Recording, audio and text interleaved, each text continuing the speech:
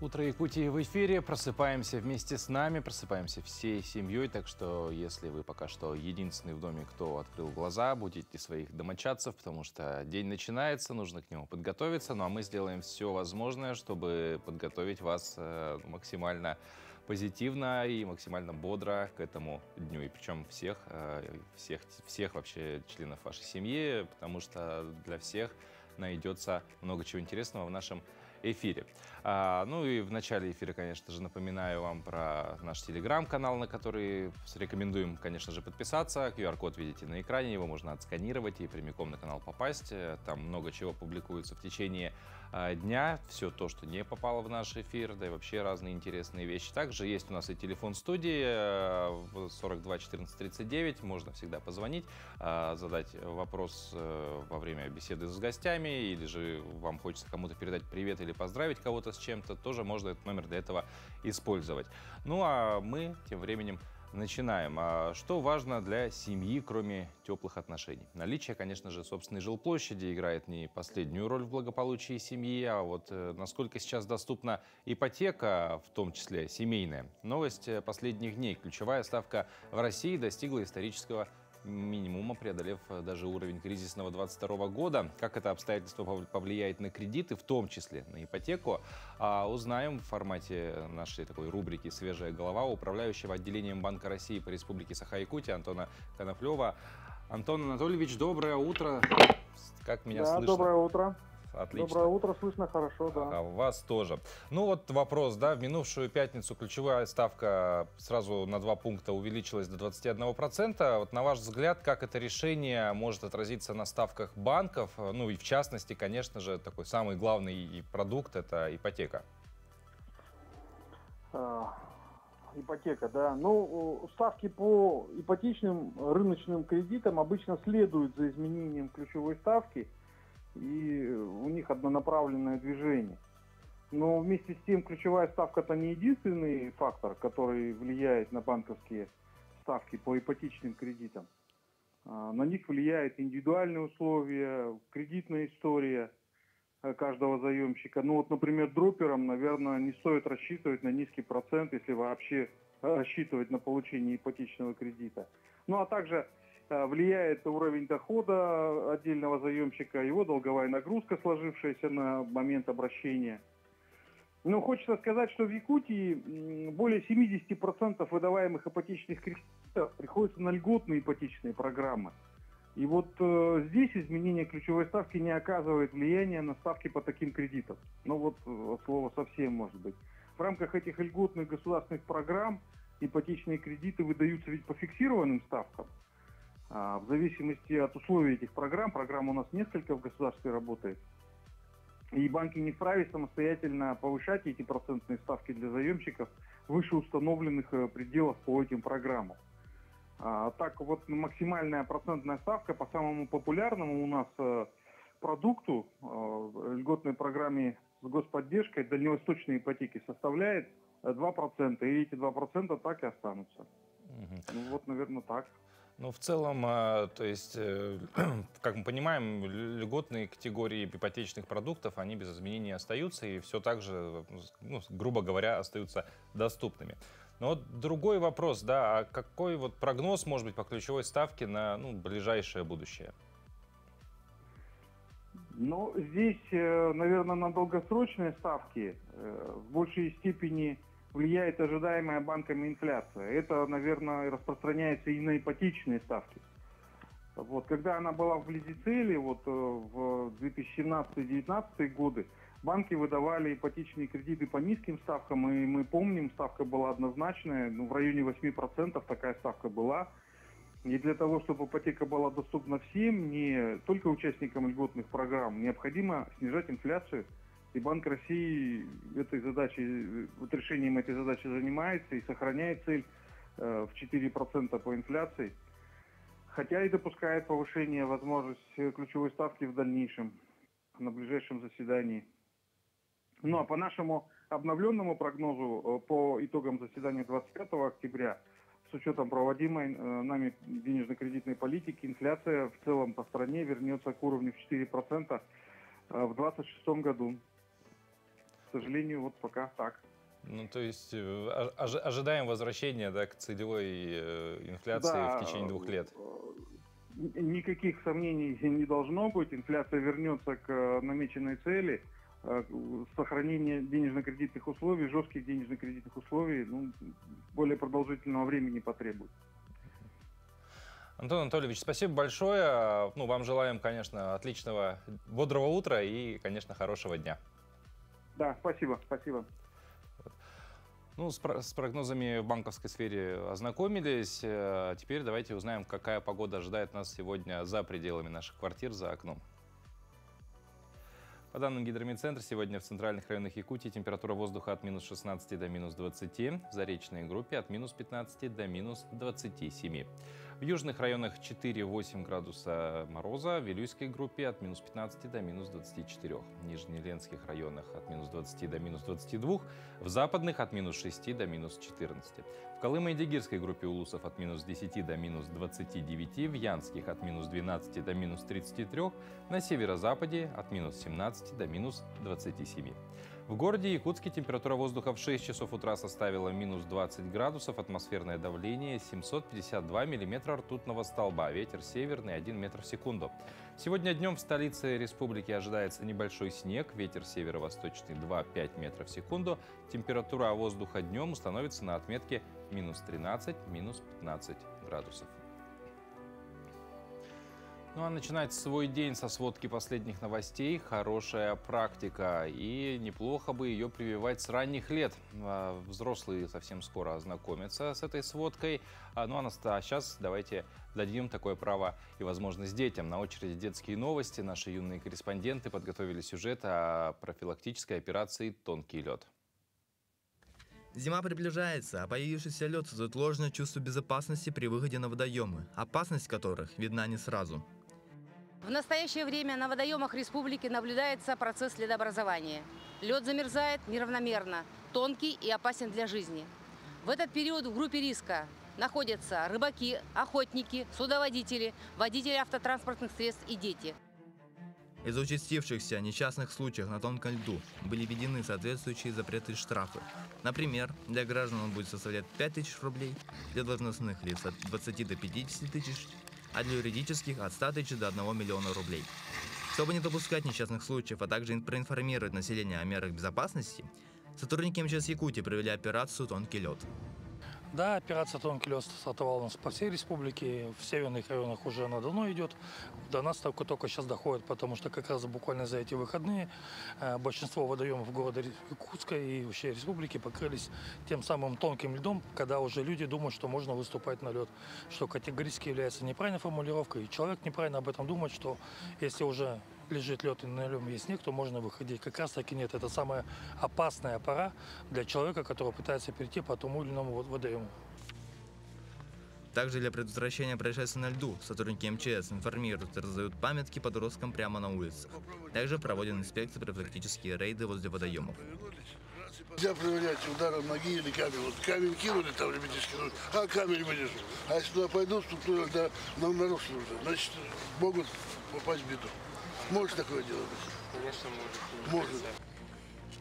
Никогда не стоит забывать об опасностях, которые окружают нас. С виду обычно водоем способен скрывать в себе множество опасностей, иногда несовместимых с жизнью.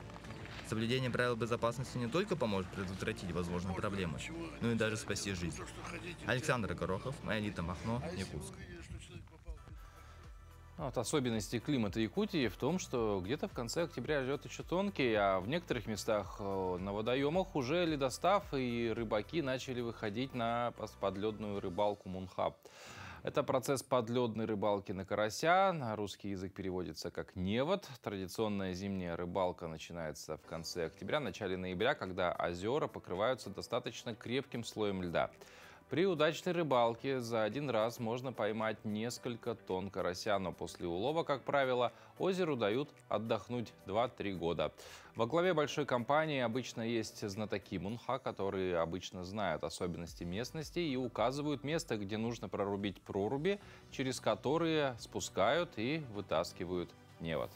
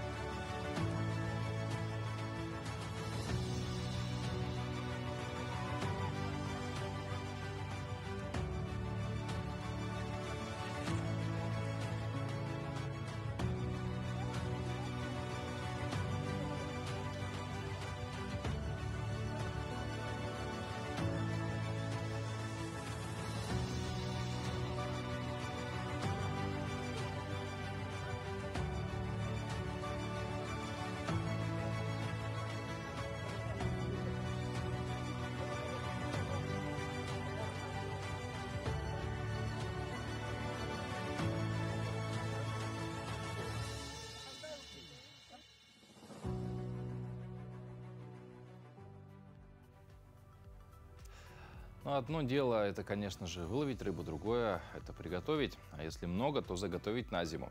Наш телезритель из Мирного Иннокентий Филиппов отправил нам очередной видеосовет. На этот раз о том, как сохранить тугунок в свежем виде.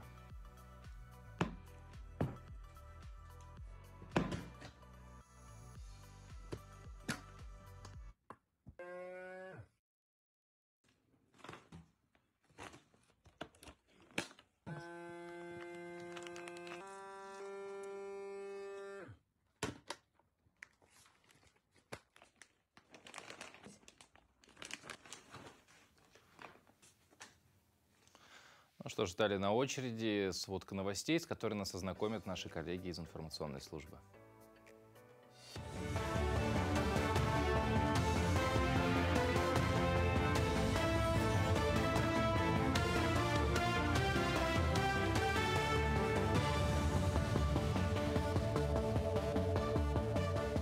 Доброе утро! Расскажем об актуальных событиях к этому часу.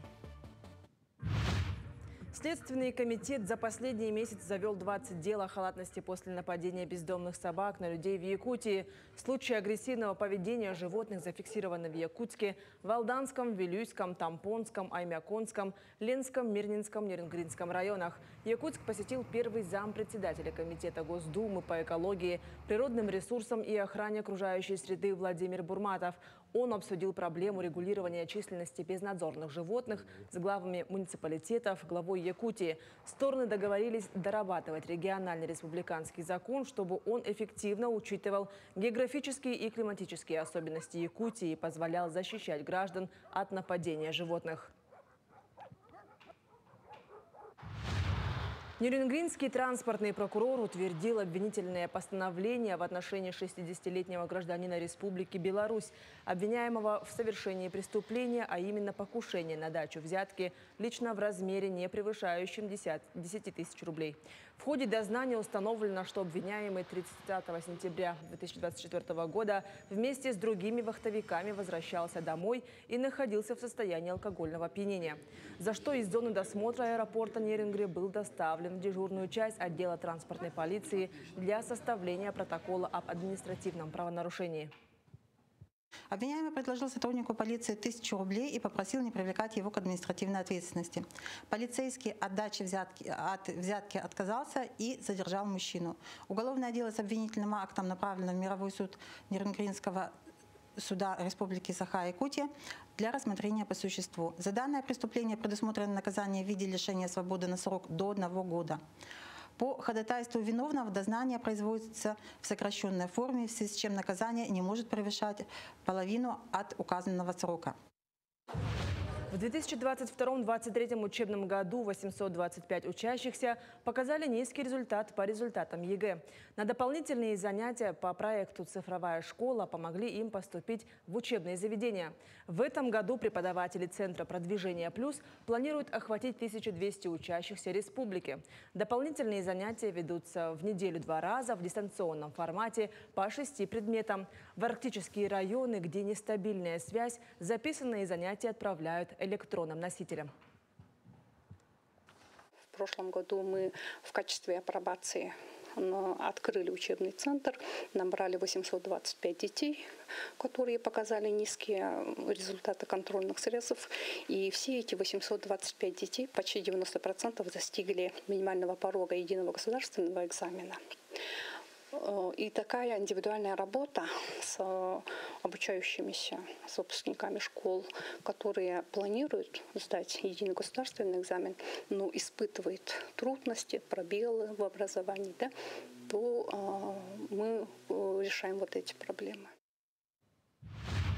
В ботаническом саду Владивостока пик цветения георгинов и хризантем. Ботанический сад основан в 1949 году, занимает площадь более 100 гектаров и является одним из крупнейших ботанических садов Дальнего Востока. Осенью сад демонстрирует разнообразие флоры, где можно увидеть более 2500 видов растений. В коллекции ботсада более 200 сортов георгинов, вместе с ними начинают цвести и хризантемы. Пик их цветения приходится на октябрь. Сегодня я впервые была в ботаническом саду. Мне всегда рекомендовали его посетить. Ботанический сад очень большой. Тут можно увидеть большие громадные деревья, экспозиции с разными сортами цветов. Также помимо растений можно увидеть животных, например, кроликов и рыбок в пруду. Также их можно покормить. Спасибо коллегам. Ну а в начале эфира мы начали говорить о рыбалке, а сейчас хотим поделиться кадрами, которые распространяются в соцсетях. Дикие животные заходят в города и населенные пункты Якутии. На днях лисицу заметили в городе Томот Алданского района, возле детского сада, прямо в центре города. Или вот, например, косуля бегала по улицам села Намцы. Очевидцы снимали неожиданного гостя на телефоны. А вот еще была шустрая еврашка, которая бегала в центре поселка Зырянка Верхнеколымского района. Ну и в целом в случае выхода диких животных, казалось бы, которые сторонятся, да, стараются держаться подальше от людей, в последнее время учащаются. Вот интересно, что же, да, заставляет животных выходить в народ, скажем так, в города и так далее. Мы вот, насколько это частый случай, нормальная практика, об этом поговорим с директором Института биологических проблем криолитозоны Федерального исследовательского центра Якутского научного центра СОРАН Иннокентием Охлопковым. Иннокентий Михайлович, доброе утро. Доброе утро. Ну вот, собственно, почему, с чем связано в последнее время дикие животные, казалось бы, лесные, да, твари, скажем так, они всегда в лесу, они сторонятся человека, особенно если это травоядные, вот как сейчас мы показывали, это олененок, да, еврашки и так далее. Что заставляет их выходить в город? Ну, одна из основных причин – это, значит, увеличение численности. Плюс к тому, что это как его, у каждого животного есть сезонные перемещения. Животные размножаются, молодые особи начинают расселяться и так далее.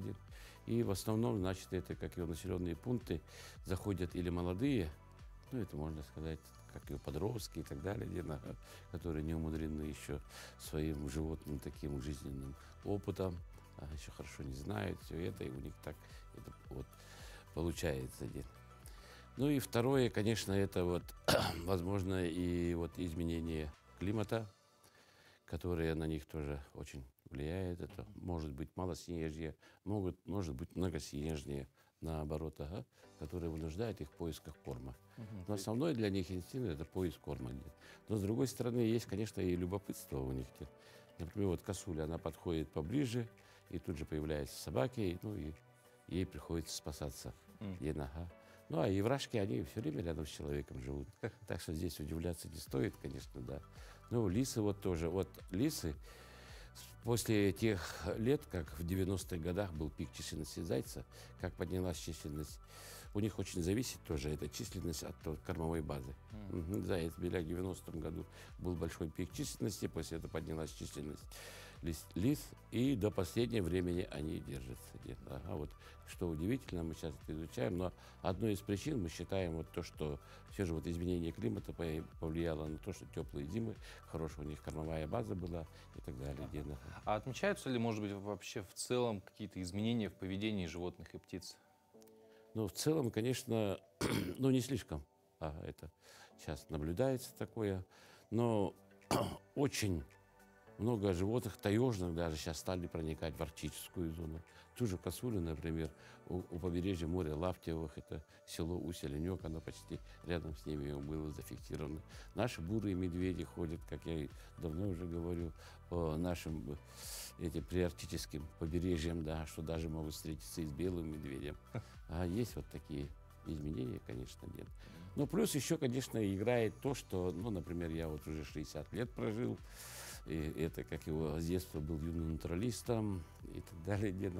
Часто фиксировались тоже вот заходы зверей и так далее. А сейчас вот более такая быстрая связь появилась. Ну, то есть, на самом деле, может быть, количество-то и не увеличилось, просто раньше кто-то увидел там из уст в уста. Ну, пока и сообщишь, пока там эту газету напишешь, тогда все это было печатная продукция. А сейчас быстро сфотографировал, WhatsApp и все, и уже все знают. А вопрос такой еще, да, ну вот мы посмотрели там 3 примера, да, когда животное ближе к человеку подбирается. Как людям на это реагировать? То есть понятно, что неожиданность, да, человек хочет это запечатлеть, там, даже просто, там, может быть, для себя заснять на телефон. Но в целом, может быть, куда-то нужно позвонить, куда-то обратиться, чтобы пришли, там, животное поймали и вернули в привычную среду обитания. Ну, естественно, да. Ну, смотря, конечно, от размеров и вида животного. Если это вот косуля и другие более крупные такие, тем более, что если хищник какой-нибудь, крупный, то непосредственно сразу нужно сообщать в дирекцию биологических ресурсов, Министерство экологии нашей, потому что не имеет права. Потому что иногда, если даже вы сами самостоятельно вдруг решите отловить его, передержать и так далее, вас могут оштрафовать, потому что у вас нет соответствующего разрешения на отлов и содержание животных. Но всегда нужно знать, что это дикое животное. И если оно пришло к человеку, значит, что-то это связано с чем-то, где нужно быстро оценить. Если это хищник, он может быть даже болен. Даже есть птицы, которые, орнитозы и так далее, которые тоже плохо себя чувствуют, не могут взлететь. Не нужно ни в коем случае брать в руки и так далее. Ну, вот говоря про птиц, зимой очень часто можно наблюдать, опять же, и пернатых, и различных грызунов, белочек и так далее. В те города это вроде бы как бы это обычное явление. Да. Но другой вопрос, что люди порой сердобольные, хотят маленьких братьев наших меньших подкормить и так далее. Правильно ли вот это делать? То есть, говоря про птиц, там, использование кормушек и так далее. Конечно, это даже приветствуется, потому что зимы у нас, особенно зимы у нас очень суровые. Могу сказать, что в связи с этим холодами и так далее у нас где-то почти 80% тех же воробьев за зиму отходит. Соответственно, они умирают, не выдерживают. Да. Поэтому их нужно подкармливать, потому что для них корм – это энергия. Есть корм, значит, они зиму переживут. Ну, а имеет смысл, наверное, напомнить, что в природе все взаимосвязано. Не будет там условно тех же воробьев. В свое время, по-моему, Китай такой эксперимент проводил, и ни к чему хорошему это не привело. Но в целом, помимо подкармливания, возможно, человек как-то еще может помогать животным, птицам, даже с точки зрения пережить зиму.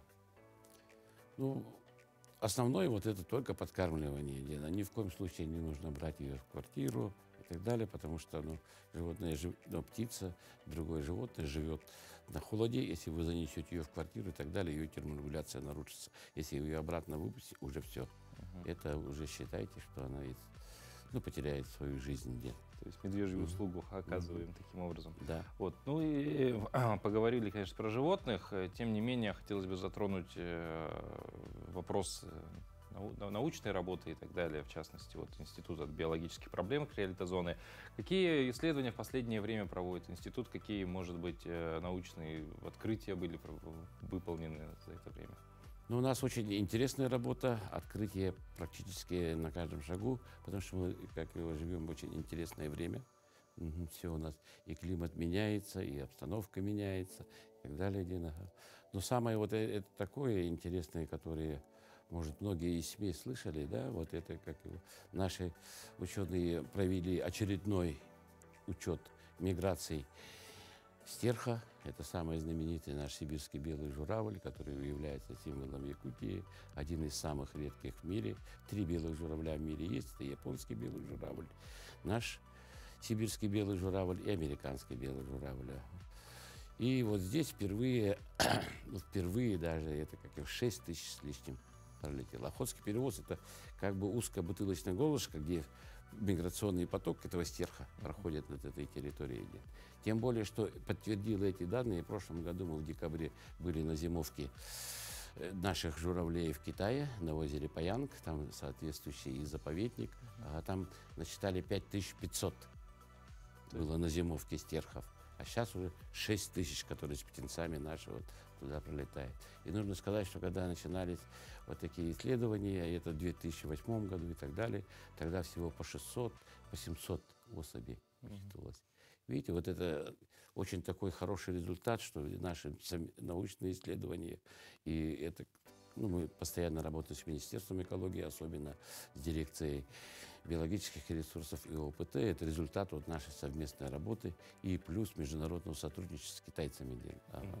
Когда начинали с ними работать, в те годы перестройки и так далее, у них тоже, ну, когда мы к ним ездили, видели, что у них и хунвейбин у них были, и все только у них начиналось все это дело.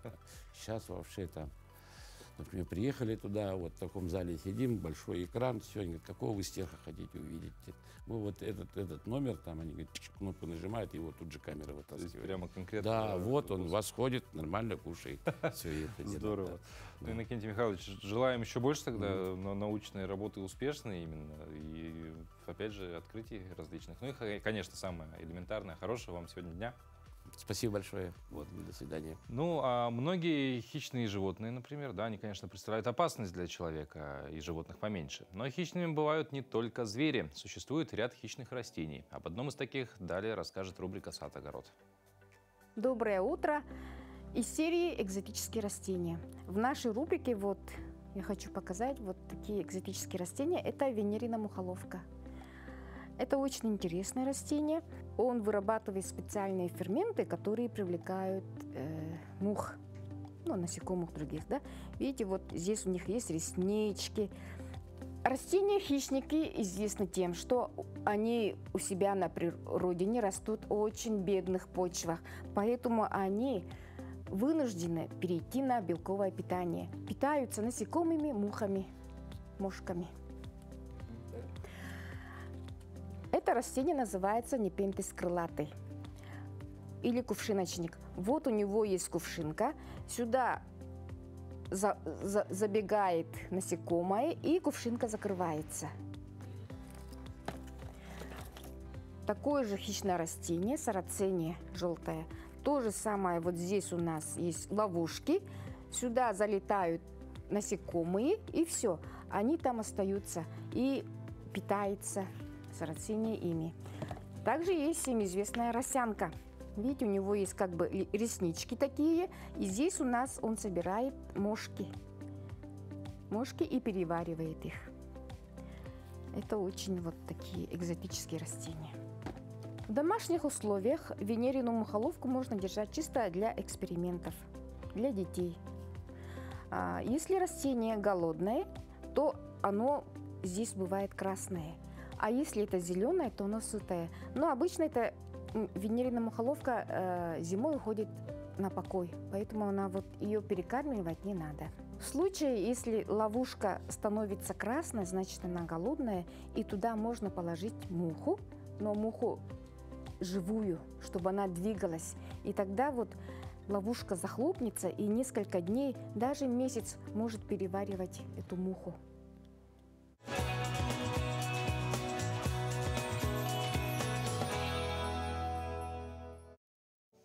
Ну а сейчас будет небольшой вредный совет от нас. Если вы еще нежитесь в кровати, то не спешите вставать. Сегодня отмечается День подушки, а значит, можно с ней побыть немного дольше, чем обычно. Конечно, если никаких последствий для вас из-за этого не будет. Ну а вообще история подушки уходит в далекие века до нашей эры, причем их назначение не всегда сводилось к комфортному сну и не всегда они были мягкими. В Японии, вот, например, долгое время использовали деревянные подушки.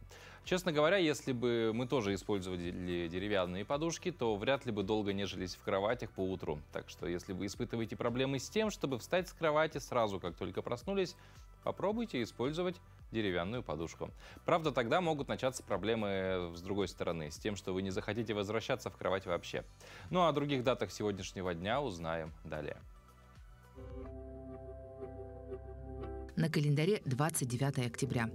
Сегодня день вневедомственной охраны Росгвардии, Всемирный день борьбы с инсультом, Всемирный день борьбы с псориазом. По народному календарю Лонгин сотник. В этот день доставали из сундуков зимнюю одежду, чтобы проветрить ее на первом морозе и прогреть на солнце. Люди верили в особую силу сочетания мороза и солнца, способную прогонять хвори. Этот день в истории. 1918, 29 октября считается днем рождения комсомола. В 1922 году в этот день в Москве открылся театр революции, сегодня театр имени Владимира Маяковского. 1929 год. Черный вторник. На Нью-Йоркской фондовой бирже окончательно рухнул рынок акций. В 1944 году в этот день началась Будапештская наступательная операция советских войск. А в 1969 году первая передача сообщений через Апронет, прообраз интернета. В этот день родились Абрам Иоффе, советский физик, академик, Евгений Примаков, советский, российский государственный и политический деятель, ученый. Именины сегодня отмечают Алексей, Георгий, Евгений, Иван, Кузьма, Леонтий и Терентий. Что ж, это один из самых запоминающихся периодов жизни человека, это, конечно же, студенчество. Но если учеба проходит в другом городе, то студент может столкнуться с некоторыми трудностями, начиная от адаптации и заканчивая учебными нагрузками. О том, как проходят студенческие будни якутян во Владивостоке и какая жизнь скрыта за стенами учебных заведений, расскажет Лиана Михайлова. Жизнь в университете полна динамики. Дедлайны, курсовые проекты требуют полной концентрации. Тем не менее, помимо учебы, для студентов открываются множество возможностей для развлечений и активного времяпровождения. Активная студентка Алекса Петрова предпочитает проводить свободное время с друзьями на свежем воздухе или в коворкингах, где можно не только работать, но и общаться. Мы любим с друзьями выбираться куда-нибудь на мысы, арендовать машины и ездить в походы. Ну, если так получается. Но вообще, если говорить про будние дни, то я люблю заниматься в библиотеке, сидеть там с друзьями. У нас тут очень много всяких разных коворкингов. Кампус у нас очень красивый, у нас очень много разных мест, где можно просто погулять. Водопад, озеро. Очень любим сходить на набережную, особенно осенью, когда тепло, можно сходить на пикники, просто погулять. Вот. Иногда, например, даже в сентябре можно было еще купаться. На лекциях и практических занятиях студенты должны быть максимально внимательными и сосредоточенными. Погружаясь в изучение предмета, они делают заметки и активно участвуют в обсуждениях. Групповая работа становится настоящей ареной для обмена мнениями, где каждая точка зрения поддается обсуждению, порой перерастает в горячую дискуссию.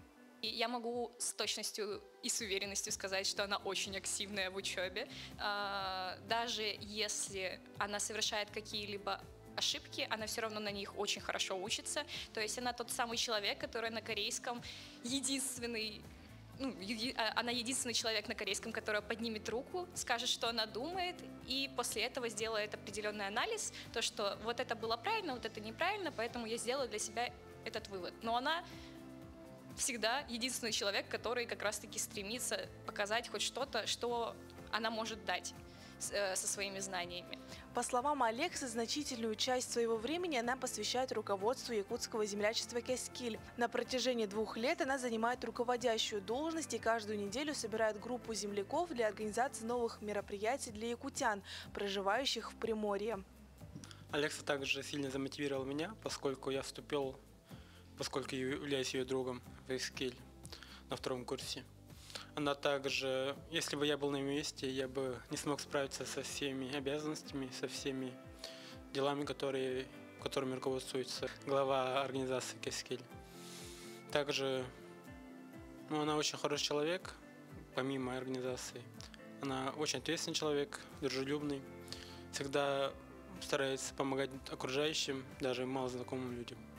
Вот так протекает студенческая жизнь ребят из Якутии в Владивостоке. Это не только учеба, это целый мир, полный эмоций и незабываемых моментов. Учеба требует усилий, но именно в эти годы закладываются основы будущей жизни. Лиана Михайлова, Владивосток. Хотели бы вы взглянуть на альтернативную версию Якутска? Если да, то способ есть. Для этого вам достаточно взять в руки книгу. Скорее даже электронную, так как книгу, о которой сегодня расскажет наша книжная полка, трудно найти в продаже в бумажном формате. Всем салют, меня зовут Максим Эверстов, и сегодня я расскажу вам про книгу Максима Кабира «Гидра». Мой тезка довольно известный фантаст, и армия его поклонников уже раскупила эту книгу, ее сложно найти сегодня в бумаге, но в электронном виде я ее прочел. И да, я ее рекомендую, наверное, не всем, расскажу почему. Если вам хочется в ближайшее время ее прочитать, то приходите в Национальную библиотеку, берите доступ к Литрес и наслаждайтесь книгой «Гидра». Сразу скажу, что у нее есть маркер 18+, потому что в книге есть некоторые элементы жестокости, да, некоторые элементы нашего реализма, но книга вам точно будет интересна, потому что события происходят в Якутии, альтернативная 1959 год, Советский Союз, и под землей пробуждаются древние боги. уже этот зачин меня заинтересовал. Автор показывает, как иначе произошла революция в этом мире. Как в 18 году пришли древние боги, как они повлияли на гражданскую войну, что случилось с Гитлером, почему возродился Сталин и заново продолжил править страной, будучи уже бессмертным существом. Интересно? Да, необычно, ярко. И, насколько я понял, я раньше не читал Максима Кабира, насколько я понял, все его идеи, они всегда на грани. Да? Они кого-то могут взбесить, разочаровать, расстроить, но не оставить равнодушным. Существа, боги, монстры не заслоняют собой людей. Главное там люди. Московская актриса известная, журналист, заключенные, которые строят ГЭС на реке Лена. Книга до самого конца держит читателя в каком-то таком в удивлении, в волнении.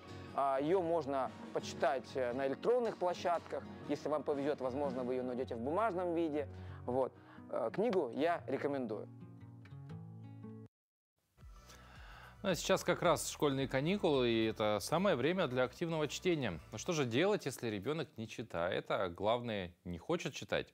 Как приучить свое чадо читать и сделать эту привычку постоянной? Советы родителям от психолога в рубрике «Дела семейные». В современном мире родители сталкиваются с тем, что дети все чаще проводят время в гаджетах и практически не читают книги. Хочу рассказать несколько лайфхаков о том, как можно привить ребенку любовь к чтению с детства. Во-первых, нужно это прививать детям с раннего возраста. То есть прямо вот с годика уже можно давать детям книжки, просто даже можно смотреть, рассказывать, показывать. Дети очень с большим интересом к этому относятся к изучению книг. Наверное, самое простое и самое лучшее, что может сделать родитель, это читать сказку на ночь. Каждый вечер буквально уделить 10-15 минут ребенку для того, чтобы прочитать любимую книжку. Можно дать ребенку выбор, чтобы он сам подошел и выбрал интересующую его книгу. Еще есть такой интересный способ. Можно оставлять книги в местах, где ребенок может заметить эту книгу. Например, в туалете положили интересную книжку, ребенок все равно открывает и начинает ее читать. Как правило, чаще всего через какое-то время книга просто пропадает из туалета и уже обнаруживается в комнате у ребенка. Или, например, положить ее на стол. И когда ребенок будет готовить себе кушать, и ему будет нечем себя занять, он может открыть книжку, полистать хотя бы, посмотреть. Он в любом случае заинтересуется обложкой, заинтересуется, а что это за книга, то есть все равно возьмет и полистает. Но тут уже важно, чтобы родители все-таки знали интересы ребенка, и, соответственно, если это подросток, то тогда можно выбрать аниме, например, мангу или что-то такое, детектив. Если это дети дошкольного возраста, то, возможно, это будут сказки Дисней, то есть основанные на мультипликационных фильмах с любимыми персонажами. Главное — давать ребенку свободу выбора, для того, чтобы он сам мог подобрать для себя интересующий его жанр. Можно читать книги по ролям, то есть способов на самом деле очень много о том, как заинтересовать именно ребенка, но здесь ключевой момент в том, что родитель тоже должен быть в этом заинтересован. Главное — поддерживайте в ребенке интерес, и у вас все получится. Почерпнули знания о том, как улучшить контакт с детьми, теперь можно это закрепить, совместив приятное с полезным. Предлагаем вам и всем вашим домочадцам выполнить комплекс упражнений утренних. Тем более, что сегодня это танцевальная разминка, а значит, помимо бодрости и тонуса, она обеспечит вам хорошее настроение. Руки убираем на пояс, начинаем с движений головы.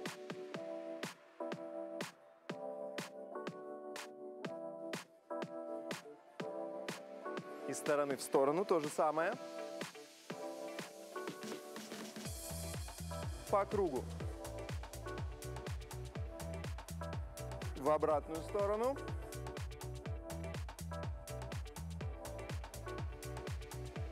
Расслабились. Плечи вверх-вниз. Вниз бросаем с особой силой. Прижимаем плечи к полу. Руки складываем на плечи, вращаем вперед. интенсивно, обратно. Отлично, закончили. Ножки поставили на ширине плеч, ручки в сторону, делаем наклоны. По 2 раза в каждую сторону.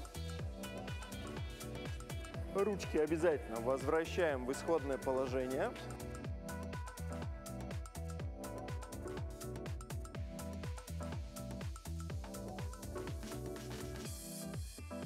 Закончили. Вращаем вокруг себя таз, разминаем тазобедренные суставы. Поменяли направление.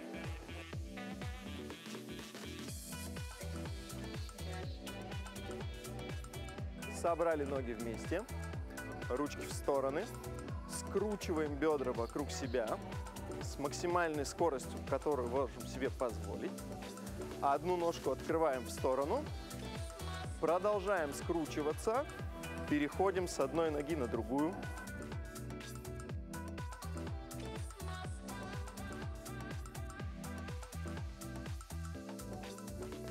Отлично. Ножки на ширине плеч. Ручками в сторону потянулись. Тянемся. Нижнюю часть корпуса оставляем на месте. Колени прямые. Тянемся только за счет грудной клетки в каждую из сторон. Смещаем корпус с стороны в сторону. Собрали ножки. Делаем приседания, подъемы на полупальцы. Вниз, вверх.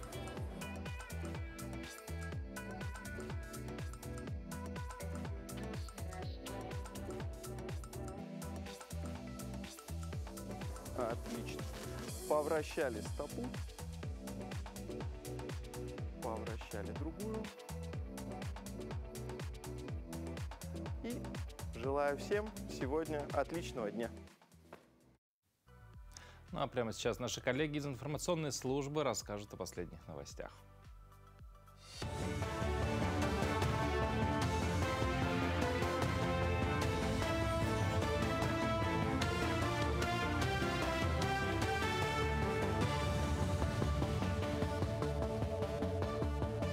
Продолжим говорить об актуальных событиях этого утра. Продолжается работа по социальной поддержке участников СВО и членов их семей по линии среднего общего образования. В сфере дошкольного образования родители могут оформить освобождение от платы, взимаемой за присмотр и уход за детьми в детских садах. В настоящее время ей воспользовались около 2000 семей. 21 ребенок в первоочередном порядке обеспечен местом в группу круглосуточного пребывания. В школах продолжают организацию бесплатного горячего питания учащимся с 5 по 11 классы.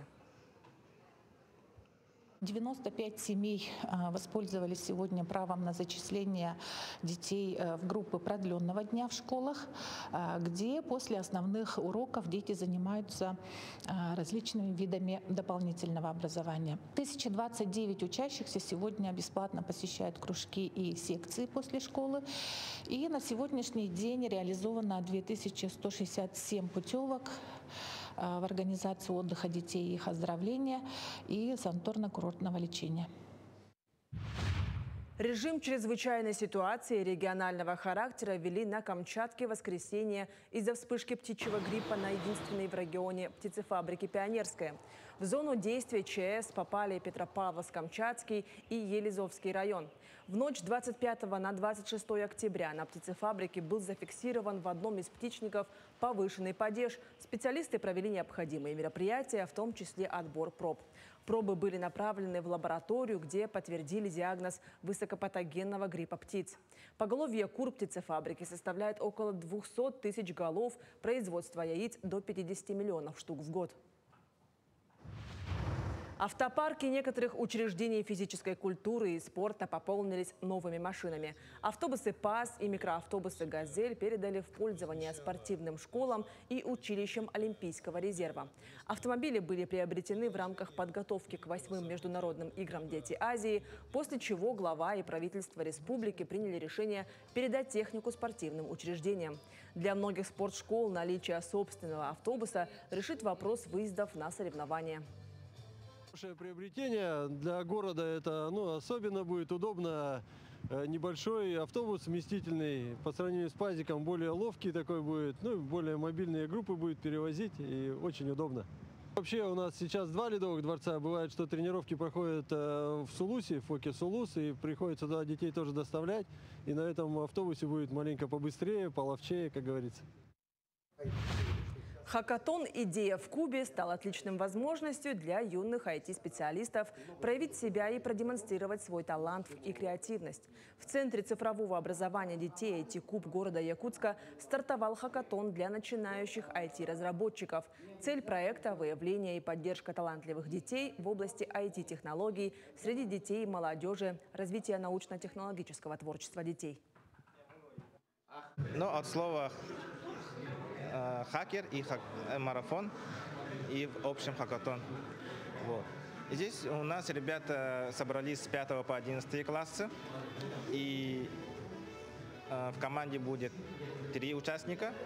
У нас будут примерно 3 трека. Это создание сайта, разработка чат-бота и создание игры. Да? Это были все новости к этому часу. До встречи в эфире.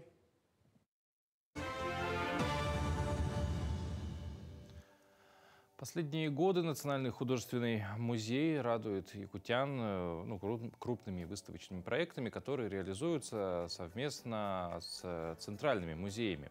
Совсем недавно открылась выставка «Древнерусская живопись в наследии Овчинникова». Об этом и других новостях Национального музея поговорим с нашей гостьей. Это методист Национального художественного музея Республики Ольга Фролова. Ольга Васильевна, доброе утро. Доброе утро. Открывшаяся недавно выставка. Давайте подробнее о ней начнем. Эта выставка состоялась благодаря проекту, национальному проекту «Культура». И она представляет древнерусскую живопись из собрания художественного научно-реставрационного центра имени академика Грабаря. Это то место, где для нас с вами реставрируют историю. И это их наследие, наследие одного из уникальных художников, реставраторов, который проработал в этом центре 65 лет. Он не только реставрировал, он изучал древнерусскую живопись. И вот это наследие приехало к нам. И я считаю, что это сейчас выставка очень актуальна в наше такое сложное время. Она говорит как раз о вере, о надежде и, скорее всего, наверное, и о любви. В целом, мы сейчас в общих чертах рассказали, если взять какие-то частные моменты, что представлено на выставке, чем она готова удивить посетителей.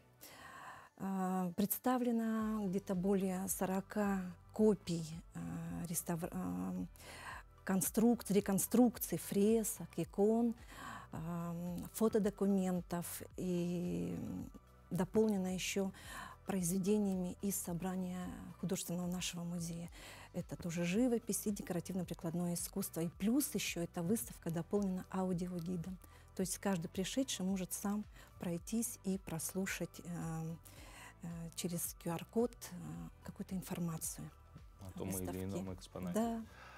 Еще знаем, что планируется какая-то просветительская деятельность на фоне открывшейся выставки. Да, у нас традиционно существуют публичные программы для разных возрастов. Это для детей будут не только экскурсии, но и мастер-классы по созданию христианских символов.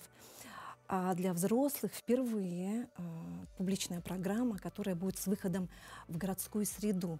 То есть человек после экскурсии на нашей экспозиции выходит в кафедральный Преображенский собор и может получить такую информацию, разглядеть, как писали древние художники и современные художники, как украшают храмы. то есть, ну, кстати, да, прям... Какое различие в сравнении, да, как писалось, какими красками, все это будет наглядно увидено. Ага. Ну, как я и сказал, музей, на самом деле, да, очень часто различные такие крупные выставки организует. Что-то в ближайшее время еще ожидает, чем еще будут радовать музей. Да, у нас очень насыщенная такая неделя. У нас на днях открывается выставка художника-графика, живописца Михаила Старостина. И, как всегда, 3 ноября – это Ночь искусств. Мы приглашаем всех жителей, гостей столицы. Будут разнообразные культурные программы. Это музыка, мастер-классы и, конечно, тематические экскурсии. Опять же, вот по этой уникальной, я бы сказала, выставке. Потому что эта выставка, она особенная, в ней построено такое архитектурное пространство. Когда вы заходите в зал, вы в атмосферу церкви XII века. И самое интересное, что такие инсталляции доступны только, например, вот если только художник-реставратор может видеть под куполом, разглядывать лики пророков, то здесь каждый посетитель может вознестись на 13 метров и посмотреть эти лики пророков вот так, с глазу на глаз, так сказать. Где-то да? там вверх, да, наблюдать, да, прям, да. на уровне своего зрения. Но Да. вот, что интересно про атмосферу XII века, церковь XII, фактически машина времени у вас в музее сейчас Да. находится, которая почти на 1000 лет назад может... Да. Почему мы и назвали эту программу «Путешествие к истокам». И сейчас вообще историю надо знать. Эта выставка как раз об этом.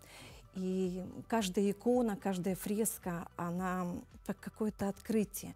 И эта выставка, она в то же время, она очень торжественная, она очень пронзительная.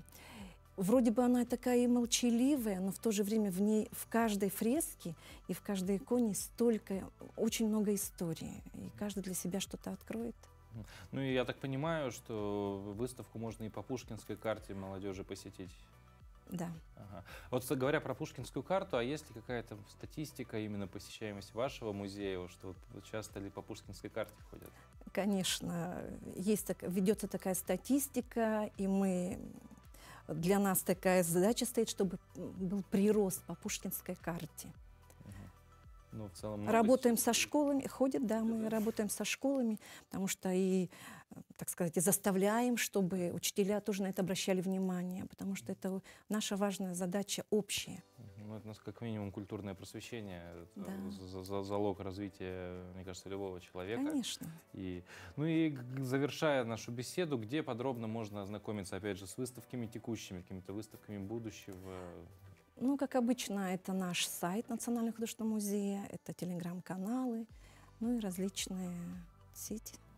То есть, в принципе, в пространстве интернет всегда можно всю информацию найти. Ольга Васильевна, спасибо большое за эту беседу. Ну, выставка, актуально ли говорить, чтобы она прошла на ура, потому что, в принципе, выставки Национального художественного музея посещают всегда охотно наши люди, они тянутся к искусству и прекрасному, это здорово. Спасибо большое, мы вас приглашаем и дарим вам вот такой буклет, как раз древнерусская живопись. Мини-выставка. Мини-выставка. У меня в руках. Спасибо большое. Ну и хорошего дня вам, конечно. Спасибо большое. Вот. Ну, ходите в музей, ходите в музей всей семьей, потому что это тоже отличный такой вариант семейного досуга, когда вы все вместе можете что-то сделать, а потом еще самое главное обсудить, поделиться мнением. Ну и сегодняшний эфир мы завершим следующей интересной такой новостью. Году семьи в России и году детства в Якутии наш телеканал посвятил свой новый проект, телевизионный конкурс «Турслет всей семьей». Он стартует совсем скоро, в предстоящую субботу. 8 выпусков программы покажут, как 6 семей из различных районов республики преодолели себя и свои страхи, пройдя испытания спортивных трасс туризма, достойные на самом деле профессионалов под чутким руководством опытных инструкторов. А съемочная группа утверждает, что нашли тех, кто больше, чем семья, слаженная и надежная команда, готовая преодолеть любые испытания. Смотрите «Турслет» каждую субботу в 19:00. Ну и на этом наш выпуск сегодняшний заканчивается. Мы вас, дорогие телезрители, готовы отправить в наступивший день, чтобы все у вас сегодня получилось. Как всегда, желаем, конечно же, отличного настроения, чтобы с улыбкой на лице этот день прошел, и все, что вы на сегодня запланировали, обязательно было достигнуто. Ну и также не забывайте, конечно же, новые планы на дни последующие строить и планомерно к ним идти. Завтра в это же время, в этом же месте, на этом же телеканале мы вновь с вами встретимся, будем встречать завтрашний день. Ну а на сегодня я говорю вам пока, хорошего дня.